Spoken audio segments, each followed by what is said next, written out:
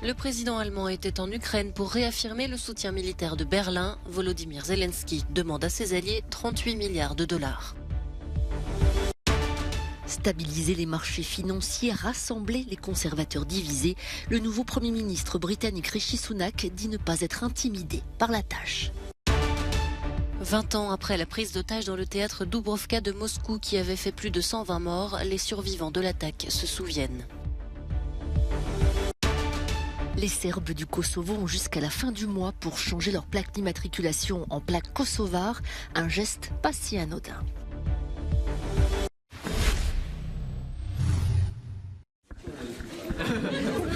Une alerte à la bombe l'a mené dans cet abri anti-atomique.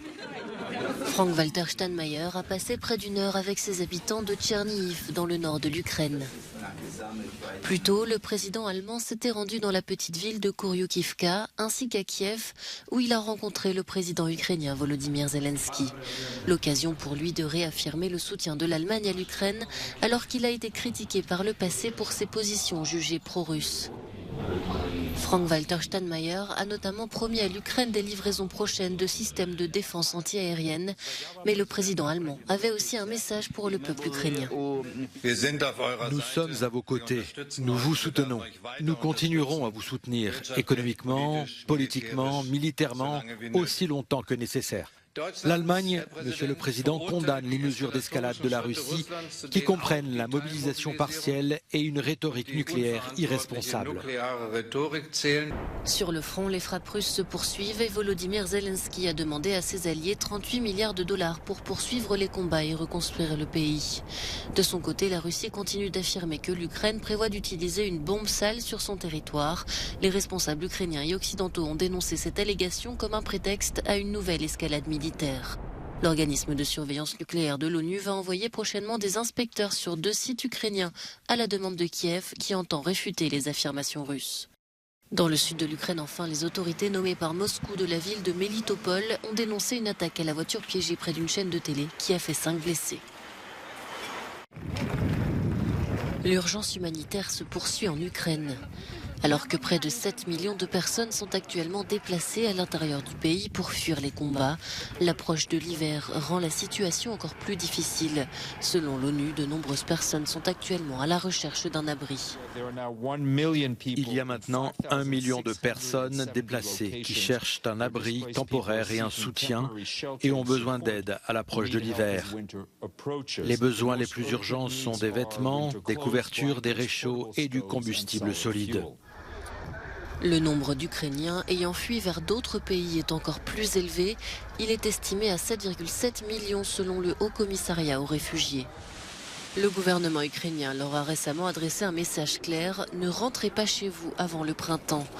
Objectif, alléger la pression sur le réseau électrique ukrainien cet hiver, alors que près d'un tiers des infrastructures du pays ont été détruites ces derniers jours par des frappes aériennes russes. Pour que le réseau électrique reste stable, les autorités ont également exhorté les citoyens à limiter leur consommation. Au Royaume-Uni, le conservateur Rishi Sunak a pris ses fonctions de Premier ministre. Le richissime ex-banquier de 42 ans est le 3e chef de gouvernement britannique cette année, mais pas question d'organiser des élections anticipées que son parti serait assuré de perdre. Son credo, remettre le pays à flot. En pleine crise économique, il ne jure que par la fermeté. Je placerai la stabilité économique et la confiance au cœur de l'agenda de ce gouvernement. Cela signifiera des décisions difficiles à venir. La nomination de Rishi Sunak a été saluée notamment par le voisin français. Pour son premier appel à un dirigeant étranger, le nouveau Premier ministre britannique s'est entretenu avec le président ukrainien Volodymyr Zelensky.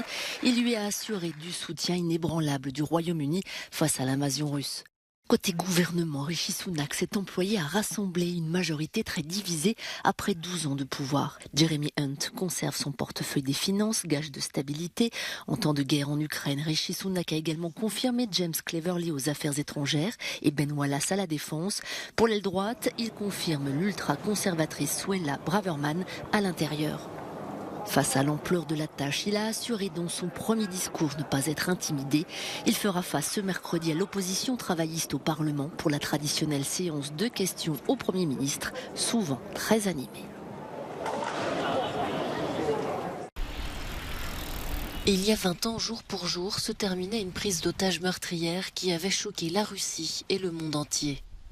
Dans le théâtre Dubrovka de Moscou, une quarantaine de terroristes tchétchènes ont pris en otage pendant 3 jours les 912 spectateurs, acteurs et techniciens de la comédie musicale Nord-Ost. La deuxième partie du spectacle commence. Un groupe de personnes entre dans la salle. L'une d'elles monte sur scène et tire en l'air avec un fusil d'assaut pour attirer notre attention. On nous dit alors que c'est une attaque terroriste et que nous sommes maintenant des otages. Cela a duré 57 heures. Ceux qui se trouvaient là au moment de l'attaque vivent avec ce souvenir pour le reste de leur vie. Peut-être que certaines personnes sont capables d'oublier tout cela. Ce n'est pas mon cas. Je vis avec tous les jours. Au matin du 4e jour de la prise d'otages, les forces spéciales russes ont donné l'assaut et tué les terroristes. 128 otages ont également péri au cours de cet événement. Les forces russes ont été très critiquées pour avoir utilisé massivement un gaz paralysant. Beaucoup d'otages seraient morts des suites de cette intoxication et en raison d'une mauvaise prise en charge hospitalière, car les équipes médicales ne connaissaient pas la composition du gaz. De plus, les autorités auraient menti aux familles, selon une association de survivants. Il y a eu des rapports sur les prétendus hôpitaux où les victimes avaient été emmenées. Les gens appelaient là-bas, mais en réalité, personne n'y était. On cherchait de nouveaux numéros de téléphone et on courait dans les morgues. En fait, le gouvernement nous cachait nos proches, comme nous l'avons découvert plus tard. Vladimir Poutine, déjà président à cette époque, a toujours nié la responsabilité du gaz dans la mort des otages. En 2011, la Russie a été condamnée par la Cour européenne des droits de l'homme à payer 1,25 million d'euros aux victimes de l'assaut. Les Serbes du Kosovo vont-ils changer leur plaque d'immatriculation? Pristina les presse d'appliquer la législation, à savoir poser une plaque kosovare, et refuse de retarder encore sa mise en œuvre. Le sujet pourrait sembler anodin, pourtant il crée de fortes tensions entre la Serbie et le Kosovo. Nous avons déjà reporté la date limite. Au lieu du 30 septembre, la date a été fixée au 31 octobre. Tous les citoyens du Kosovo qui ont des véhicules avec des plaques d'immatriculation obsolètes pourront les convertir en plaques d'immatriculation en vigueur. J'appelle tous les citoyens à convertir leur voiture avec ces plaques d'immatriculation légales et légitimes. La question est révélatrice de tensions ethniques qui persistent depuis que le Kosovo a déclaré unilatéralement son indépendance de la Serbie en février 2008. Une indépendance reconnue par les États-Unis et les principaux pays de l'Union européenne, mais la Serbie, soutenue par son allié russe, refuse de le faire, tout comme la plupart des Serbes de souche qui vivent au Kosovo. Près de 50 000 personnes vivant dans les régions à majorité serbe utilisent des plaques d'immatriculation délivrées par Belgrade et refusent de reconnaître les institutions kosovares. Giorgia Meloni a le champ libre pour gouverner en Italie. Sans surprise, la chef du parti post-fasciste Fratelli d'Italia a obtenu la confiance de la Chambre des députés ce mardi à Rome. Première femme à diriger le pays, elle prend la tête de la coalition la plus à droite depuis 1945. Mais à la tribune, celle qui admira Mussolini durant sa jeunesse a tenu à faire taire les soupçons. Je n'ai jamais eu de sympathie ou de proximité pour les régimes antidémocratiques, pour aucun régime, fascisme compris. Sur le plan économique, Giorgia Meloni entend relancer la croissance en allégeant la fiscalité des ménages et des entreprises. Et sur le plan social, priorité aux traditions.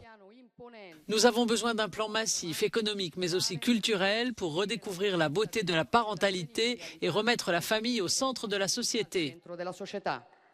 En matière de politique étrangère, Giorgia Meloni assure que l'Italie fait pleinement partie de l'Europe et de l'Alliance Atlantique et condamne l'agression russe de l'Ukraine. L'Italie restera un partenaire fiable au sein de l'OTAN, en commençant par soutenir le courageux peuple ukrainien qui lutte contre l'invasion russe. Non seulement parce que nous ne pouvons pas accepter une guerre d'agression et la violation de l'intégrité territoriale d'une nation souveraine, mais aussi parce que c'est la meilleure façon de défendre notre intérêt national. Après le vote de confiance des députés, Giorgia Meloni affrontera ce mercredi celui du Sénat, où elle dispose également d'une confortable majorité grâce à ses alliés de la Ligue de Matteo Salvini et du parti Forza Italia de Silvio Berlusconi.